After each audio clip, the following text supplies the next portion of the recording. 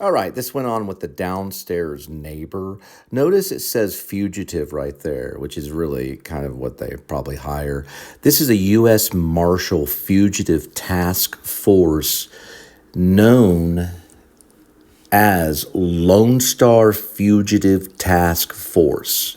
Now, U.S. Marshals, we don't know how many of them support the abortion laws that we have outlawed, but that's a federal thing. And we know that babies have the right to live. I want to say that first. Now for the Fugitive Task Force. So no telling what this kid did. You know, kids, they get confused, or he's a young adult, but he's still practically a kid.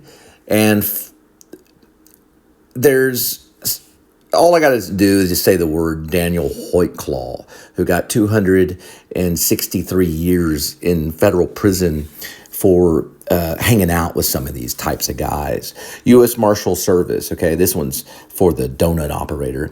Now, the Fugitive Task Force is U.S. Marshal Task Force initiative to combine with the outstanding relationships forged with other law enforcement agencies, has led the formation of permanent fugitive task force, as well as ad hoc task force in response to unique cases that pose immediate threat to the public, okay? So what it means is that you ever see Fugitive?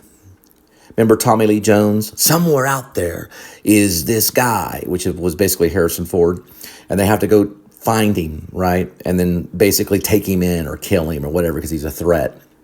So this guy who they apprehended, supposedly Linda was concerned, knocked on the door for the downstairs neighbor. The door opened, and all Linda remembers is that she ended up on her back on the ground. There was leaves on her back and things like that.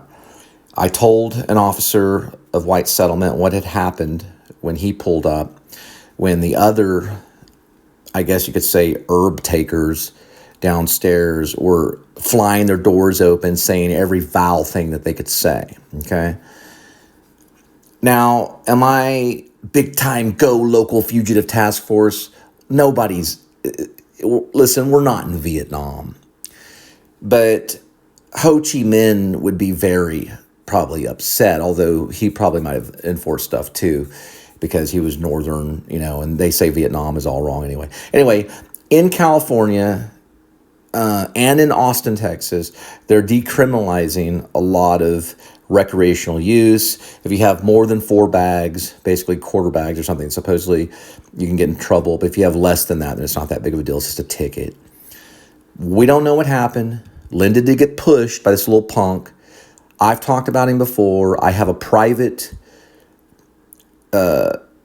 video post that is on private that talks about the assault against my spouse. An officer of the law was informed. There was a reaction. We don't know. Now listen, I've smelt herb today. You could smell it. There was a dog barking. Don't hear any dogs barking, so I'm sure the dog was taken to a dog shelter. And yeah, the kid has a hot head. Yeah, he called me some names. He did jump on my balcony. I was getting ready to do a criminal trespass against him if I had to. He tied a grocery bag full of ripped up Marlboro cigarette packages. And I told him I didn't smoke. Because Linda, at one time, was smoking a cigarette or something. A cigarette bud went blowing out of an ashtray or something, but it was already out. He was so afraid that his dog might, get a hold of it. And then he had to mouth off, and then he mouthed off. And Linda told me that she got pushed down off the sidewalk, and people can fall and hit their head, and serious things can happen. So they don't want people to get hurt. They don't want people smoking herb. Not in Texas. We're not talking about California. I'm not talking about California. Hey, listen, if you're a filmmaker, you're a big rich person, you're in California, do all you want. Get it out of the vending machines. Here, right? Here, hella hang on. Okay, I'm against marijuana smoking because Channing Freelove's head was blown off over $3,000 of your marijuana money. And listen, I can find a way to have you confess to me and to the nation on what you did.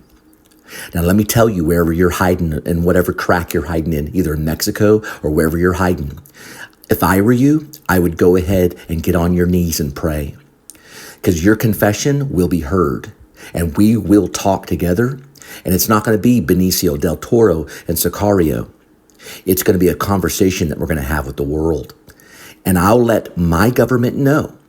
And listen, I ain't using U.S. Marshal Fugitive Task Force. We're going to find who you are. And all of your people that were related to that hit on Channing Freelove that happened a long time ago because she was possibly a fiance, they're all going to come forth. And I would do it now. This is your first and last warning. You will confess to me, and I will choose your punishment.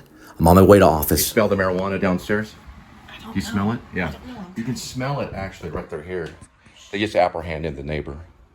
You can smell it though. You can smell marijuana downstairs. No. I mean, big time. You can smell it big time. Jesus Christ. SWAT team just came in and got him. Don't know his name or anything. That was, you could smell, I mean, it smells horrible like marijuana coming through here. There was like 20 of them. Or it looked like at least 10. All of them in full gear. Nearly juggernaut suits. That was crazy.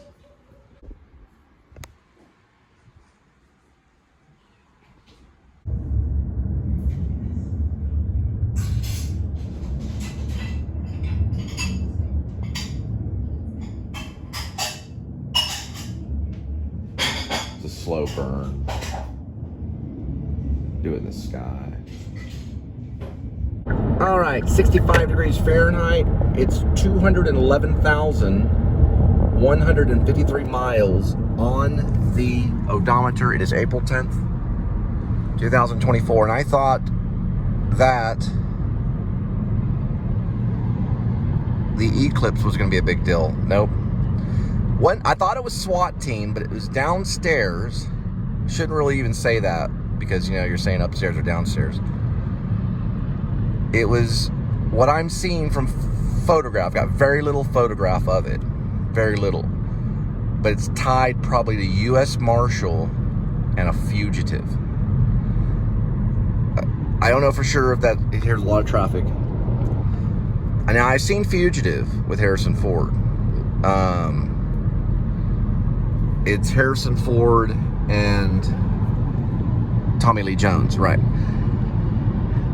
U.S. Marshal can help on what they call a no-knock. It's a no-knock warrant. And this happened to our neighbor, probably the one I'm thinking I'll have to say downstairs, just to kind of tell the story to a certain extent, because the photo is going to see that it's from downstairs. Okay, I had to do a lot of scribbling on the photo. I had to do a lot of like this little thing. I'm not going to say what it is. Would show specific location. Okay, so let's say if someone has like a monkey statue outside of where they live, that specific location information. Okay, I had to do information concealing, so I'm doing drawings on it, but it's going to be still photos. I want to use the video photos, but I can't yet. I may use it later. It's not a lot of videos. We're talking like maybe 2 or 3 seconds because they were in and out very, very quickly. Shields, armor, and this was below. I'm not talking about direct. I'm talking about below. Okay.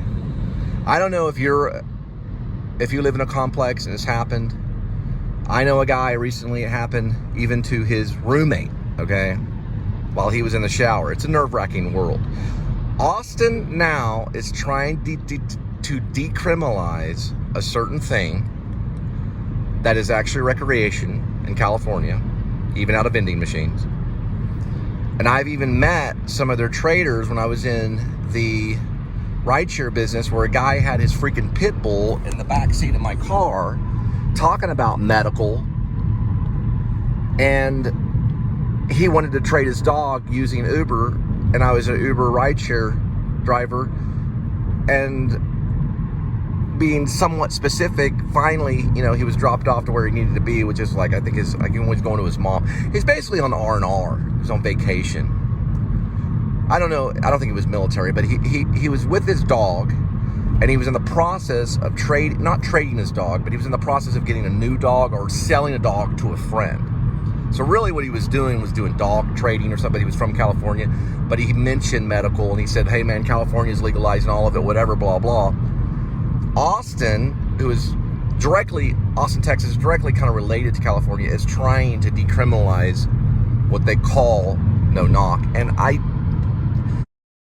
Austin is not trying to decriminalize no knock. They're trying to criminalize no knock. So basically they're doing away with no knock related to, I guess you could say, marijuana, I guess is what you would say. Meaning they're voting where you're not able, if you're law enforcement, you're not able to use no knock because they see it as cruel. Whether it happens, well, we don't know. What they call no knock. And I don't know exactly how I feel. I was watching Twin Peaks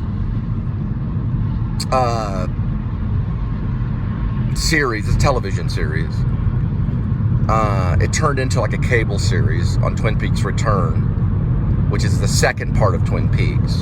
You know, the revival of Twin Peaks that David Lynch did. He does have an episode called No Knock, No Doorbell, but it doesn't really get into the whole logistics and stuff of no knock warrants, okay? Which I don't know if they had. It seemed like the door's in place, so it seemed like the door was opened. But Austin has a thing about it where they're like, okay, let's just stop it. There's just too many of them. We know California has a problem. They finally said, forget about it. We'll sell out of vending machines. We'll tax it and blah, blah, blah. Not all states have to do that. Now, what does Uganda have? Uganda has, if you're gay, you're put to death. They come in and get you and you're put to death. Cuba kind of almost had it at one point. There was a movie by Schnabel that he directed called Before Night Falls. And that was about a poet that had to run from the government because of his sexual orientation. Well, why I'm mentioning that doesn't have to do with your recreational use, but it almost comes to the point where you either choose Jesus Christ or you choose weed. Can you choose both? I don't know. Can someone that's a drunkard turn his life over to Jesus? Well, it says in the Bible that if you're a drunkard, you're condemned to hell. Meaning if you're constantly intoxicated all the time and drunk, you're condemned to hell because you're choosing not to be influenced by God. You're choosing to be influenced by an herb. This no-knock thing happened below us. It was nerve-wracking. It's trauma kind of thing. I didn't know exactly what was going on. I'm not going to necessarily say I snapped a photo, but video surveillance, just like everyone has the right to have, was collected. Meaning there is video surveillance at people's houses, at complexes. People are under video surveillance. That has been kind of, you could say, donut operator. You know, the donut operator, who I don't always support what he does. Gets millions of views. But it has come close. And I no longer watch the donut operator because he has tons of that footage and makes quite a bit of money, and is heavily armed. My own personal opinion is that we're going to be at battle. The police have the assault weapons. The publics are going to have it. So who are the first going to have to step in? I didn't see any assault weapons, but I did see shields. I don't have any problems with shields, but I did not see any assault weapons. I'd have to study the video to see if there's a lethal sidearm. But I think the one that would man up the most would say, okay, I'll lay down my weapon, you lay down mine. I always think of Inglourious Bastards. I always think of Brad Pitt when he's entering into the basement and he says, you have no guns, I have no guns. And how does it end? Everyone's on the ground dead. The chick has a bullet in her leg. It never ends well. Now, did that happen? No. If that didn't happen, it would already make national news. But bullets go through things. Now, skipping really quick, we know this is part of the story today. You'll have to analyze and interpret what I talked about. Glorious Glo Hands is a supernatural crime thriller involving Colt and Catch, two characters, both gifted, one with an invention called luminol, which he calls now the new wine, which is he can spray it on something, tell if it's male or female. The blood was spilt was male or female. and the age of it. They eventually down the line learn to time travel and start investigating murders like of Abraham Lincoln or JFK, Abraham Lincoln, or JFK Oswald and Abraham Lincoln, and martyrs of St. Paul, who was a murderer known as Saul, and the crucifixion. They travel around through, eventually in the series, through time traveling and investigate murders. Now it starts off and they're in normal time and they investigate a murder of 1969 of a missing woman called Sky Star Climber, which he finds in a constellation from nails in his walls. You have to watch the series.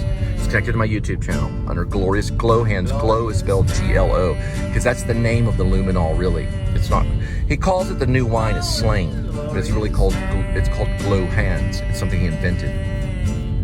The blood sometimes is on our hands. Now, you'll have to watch it. It's a series. One's a film buff and a Batman fanatic. That's Colt. He also knows how to use weapons. He teaches us to catch, but they talk about weaponry. They don't work with any law enforcement. They're independent. They're unlicensed. He's an unlicensed private investigator, but the lady is just a sidekick. She speaks in tongues. She has a horrible problem with alcohol, but she travels with him and she can investigate because she has a gift of speaking in tongues when she walks across an area where there's been spilled blood due to murder. They're already from Oregon. All right? Check it out, Glorious Glo Hands. The series I'm trying to sell.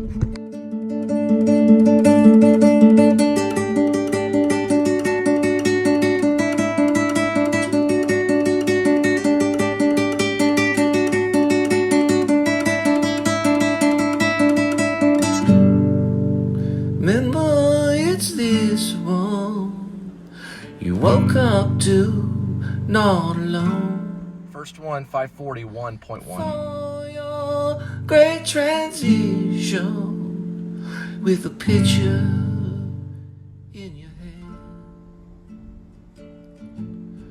Remember, on the road, on for the road, there's the man. Next one, 652, 13, 4.8. 727, 10, 4.4. There's the man going far too slow. You point to me, hurry up. So there's reason why Full Metal Jacket, Stanley Kubrick, who is really should have taught literature. He could have taught an English class. He turned a lot of books into movies. But Full Metal Jacket was based, I'll have to get the year on it. It's the 1980s. I don't know, I just guess 87, maybe 85, between 85 and 87. But anyway, there was a book written right after the Vietnam age, and it was called Short Timers. I'll have to find out the writer on it.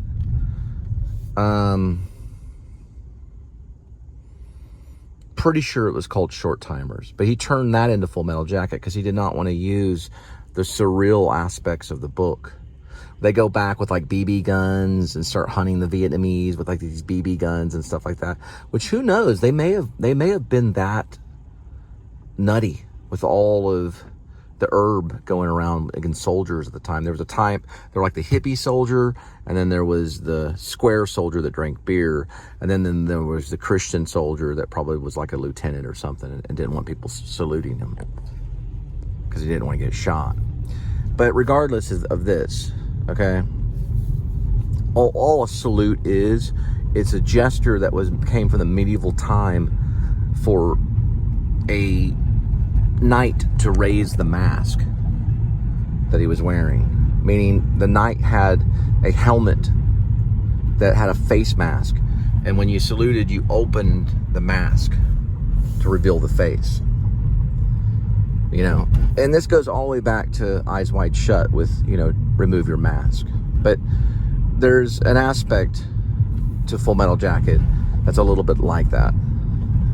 And what ends up happening in Full Metal Jacket that's in the book, that's not in the movie, okay, Short Timers is the book, is that Gomer Pyle, the character named Gomer Pyle, played by Vincent D'Onofrio, is taught to be a killer When he was a guy that liked to eat jelly donuts, he was chubby, they wanted him to lose weight.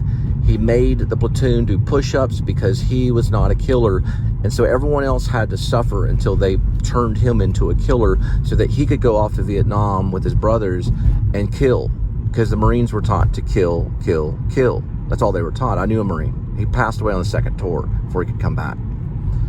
He didn't make it back to the United States. But they teach them to kill. They're the first to drop off. They're the first in Vietnam to be dropped off on the shore. They're the first to be dropped off with crappy equipment so they can use their instincts to kill, kill, kill, which is not the behavior that we should have in policing.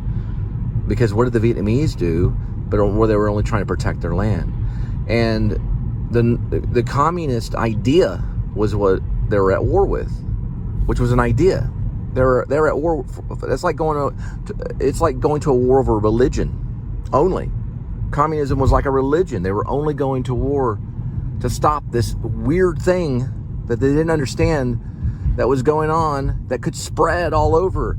And now the Democrats, according to Americans now, are basically that thing. And now when they have protests, they bring communist flags to it. And they probably did back then. John Lennon wrote about it, the singer John Lennon. But in Full Metal Jacket, the sergeant, right? They changed his name too from Short Timers. The sergeant has a different name. And it was played by an actor who's already passed away. He was also in Dead Men Walking. And he was a real sergeant. They used a real military guy. He turned out to be a pretty good actor with maybe even a chance of getting some awards. But he was magnificent in Full Metal Jacket because he was showing them a version of what they did. My dad told me, because my dad was Army, he was Special Intelligence, taught radar. My dad told me they'd kick you in the shins and stuff. They'd like beat you up a little bit. And so he tells Pyle, who's a lard butt, you know, he's a big guy, a fat guy. He tells him, you will be a killer. I will train you by the numbers. You will know this. You will learn to be a killer. And he keeps telling it, keeps doing it, keeps making the platoon doing push-ups until the platoon have what's called a soap party, where they wrap up soaps, little bars of soap in a towel, and they swing it around, boom, and they hit him in the stomach while he's laying in the bed, and they use a sheet to hold him down till they put paint on him, and finally he kind of cracks and turns into this crazy killer kind of thing. He can shoot straight, he can assemble his gun without thought. They take the thought away from him and turn him into a killing machine. And they called him Gomer Pyle. Everybody had a username. Everybody had a nickname. There was Snowball, who was a black guy. You know, there was the Joker, who was Matthew Modine's character, right? Some of these characters are in the book. Some of this is in the book. The only difference is when Sergeant, whoever his name is, comes in to the bathroom and sees that Gomer Pyle sitting on the toilet, or he was sitting on the toilet with a M14 that was fully loaded with Full Metal Jackets. The Full Metal Jacket was the bullet for the M14. They called it a Full Metal Jacket. And sees him there loaded with that rifle, standing there going over drills in the middle of the night when he'd already made it. They already graduated him to go to war. He probably shouldn't have, but he taught him to snipe. He taught him to do things that he could do like the other soldiers, even though he was probably Section 8. They taught him, you will be a killer. And the sergeant finally faces him. Joker's there standing next to him because Joker was hired to be his right-hand man. Joker was hired, who was part of the press. Joker just wanted to be a writer, who was probably coming from the protagonist or the point of view of the writer. I'll have to find out the writer's name so that all the jargon's there for the English majors. Sorry. Stands next to him and says, you know, hey, Pyle, you know, and they're trying to calm him down, and he raises the gun and shoots the sergeant. Now, in the book, the sergeant says thank you, because he trained him to be a killer and finally killed him. So the book has like a surreal aspect. Kubrick drops that line. So we see the reality of what happens to insanity when someone gets a hold of an M14 and is already insane. A lot of them were. When they were sent over there, they wanted them to be. So when they dropped them and they hit the beach, they just killed more. Didn't have a bunch of excuses for it. They didn't think about it. so they could get the job done and start winning the hearts and mind of the Vietnamese, which is a wrong way. And America today admits that the Vietnam War was an upset. The Vietnam War was wrong. It was never won. We would have to killed everyone in the North. We'd have to dug in all those Japanese tunnels and killed them all. Carpet bombed all of Cambodia, carpet bombed all of the North, killed every single person, and then say, look, there's no one alive in North Vietnamese. We won the war. For what? So we withdrew when we knew we were wrong. Still going on. It carried over to the Afghan idea. We trespassed, did mean things to them during Desert Storm. They waited and planned, and September 11th happened. It's all connected to the ideas that are in Full Metal Jacket to a certain degree. You train someone to be a killer, they no longer have Jesus in them. They no longer know how to think. The logic goes away. And they start doing drills in their head, you know. It's a crazy existence, policing, you know, the idea of having us witness it and see it and what's going on. I don't even watch it anymore on YouTube. I put it down. I got rid of watching the donut operator. I got rid of watching these people getting shot for pulling up their pants, you know, on accident, you know, getting shot for stupid reasons. I got rid of it because it's put a war over this entire land. The same war that probably people had to dig holes in the ground and go down there with a bowl of rice and dodge carpet bombing, you know. I'm going to have to watch Civil War when it comes out with Kirsten Dunst and see what they're talking about. Like why they're fantasizing. This is a cool little thing right here, this little hedge. Why they're fantasizing about killing. And there's some kind of demonic force out there that trains you to kill, and not to think of Jesus. Because if Jesus wanted that, he would have had people practicing swords. In our mime show, when we did Passion about Jesus, they start off with these imaginary swords. There's Walker, Channel 33. And they start off with these imaginary swords, and Jesus comes out of that war, and he stands there, and he's basically saying, put away these swords. It's time to put things down. I'm going to go have to do something that my Father wants me to do to prove to you that I have your sins. I have your back. Don't worry about it. The Pharisees and Sadducees, put down the stone. We know she's wrong, but we're going to protect her anyway because we're going to show mercy. Some of that secret hidden, somewhere in there in the secrecy of that, hidden very carefully, is in Full Metal Jacket. 8:38, 3.1. Next one, 9:02, 9 minutes, 3.2.